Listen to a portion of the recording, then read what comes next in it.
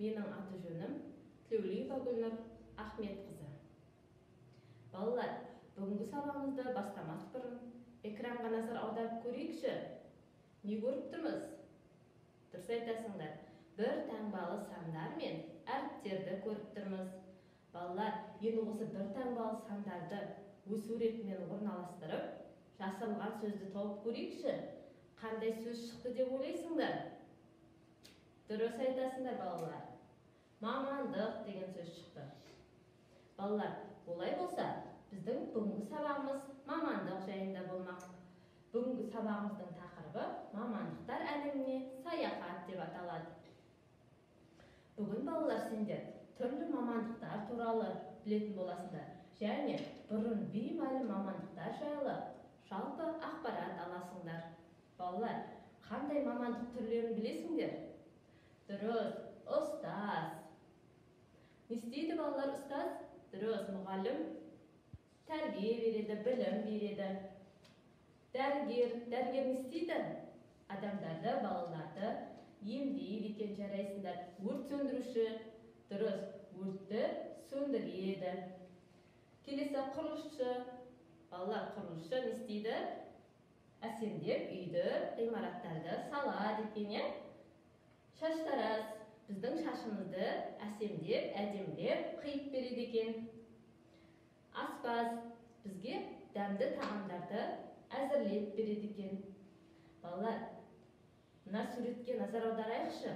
Міне, бірінші суретке назар аударайық. Бұл қандай мамандық иесі деп ойлайсыңдар? Дұрыс балалар, бұл шахтер деп аталады, яғни кенші. Бұл жердің астынан тас көмірді қазып алады екен. Келесі, бұл балалар журналист, тілші, бұл жаңалықты бізге халыққа жеткізуші, таратушы екен. Келесі балалар, мына мамандықты естіп көргендерің бар ма? Альпинист. Бұл балалар тауға, биікке өрмелеуші екен. Бұл мамандықтың адам денсаулыққа пайдасы өте көп екен. Балалар, біз күнделікті көріп жүрген киноларымызды түсіретін адамды кинооператор деп атаймыз. Келесі, сендердің сүйікті мультфильмдерің бар емес пе? Соны мультфильмдерге арналған суреттер салушы адамды мультипликатор деп атаймыз. Келесі, декоратор мамандығы балалар. Бұл түрлі мекемелерді, ғимараттардың ішін әсемдеуші екен. Келесі суретке назар аударайық. Бұл балалар металлург, яғни темірді балқытып, заттар жасайды екен. Жарайсыңдар балалар. Балалар, дұрыс па, бұрыс па ойын ойнап көрейікші.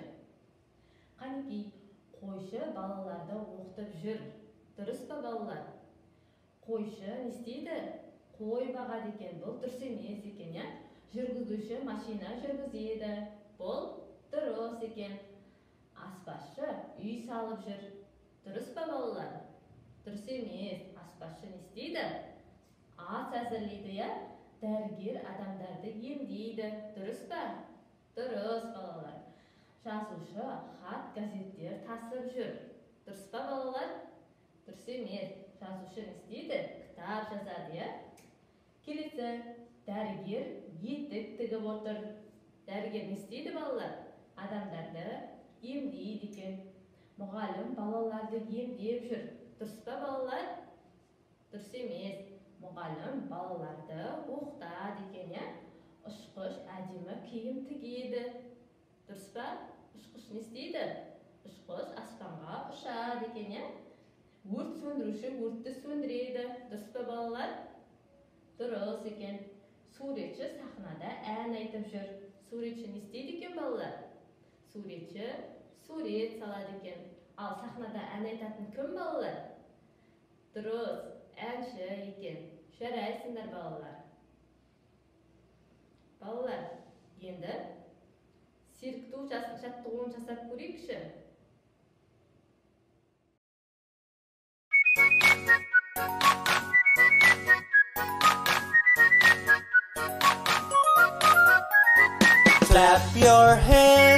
Clap your hands, listen to the music and clap your hands.